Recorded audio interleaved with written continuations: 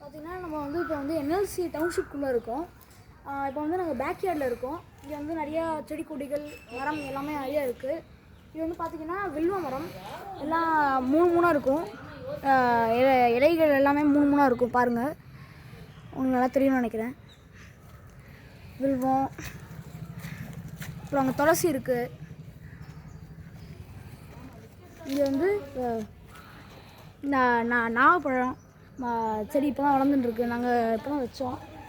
இது வந்து சாத்துக்குடி மரம். இப்போ பார்த்தீங்கன்னா முள்ளெலாம் பெருசாக இருக்கும். இது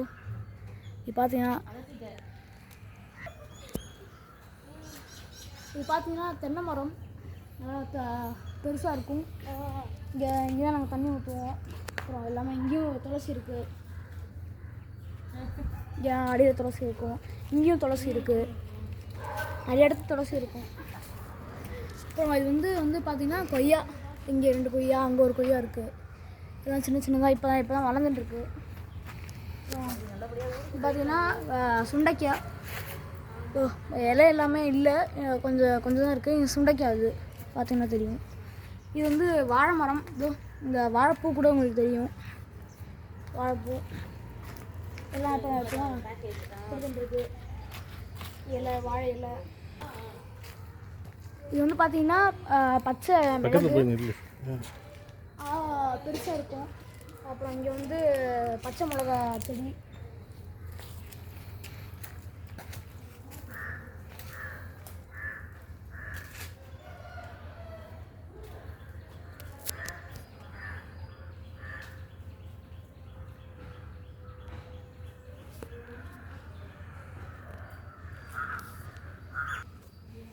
இது வந்து பார்த்திங்கன்னா பூச்செடி. இங்கே வந்து பின்னாடி வந்திருக்கோம். இங்கே வந்து பூச்செடி இருக்குது. அப்புறம் இங்கே வந்து பலா செடி இப்போ தான் நாங்கள் வச்சோம். விதையாக நாங்களே வச்சது. நாங்கள் சாப்பிட்டு பலாப்பழம் சாப்பிட்டுட்டு கீழே போட்டு தானாக வளர்ந்தது. ஆமாம். ஏன் பார்த்தீங்கன்னா இலை எல்லாமே இதாக இருக்கும். இப்போ இங்கே வந்து பார்த்திங்கன்னா எலுமிச்சை மரம். இங்கேயும் ஒரு எலுமிச்சை மரம் இருக்குது. இங்கே பார்த்திங்கன்னா எலுமிச்சை மரம் தான் இருக்குது. இங்கே ஒன்று நிறையாவே இருக்கும். உங்களெல்லாம் பார்த்தீங்கன்னா நிறையா தெரியும்.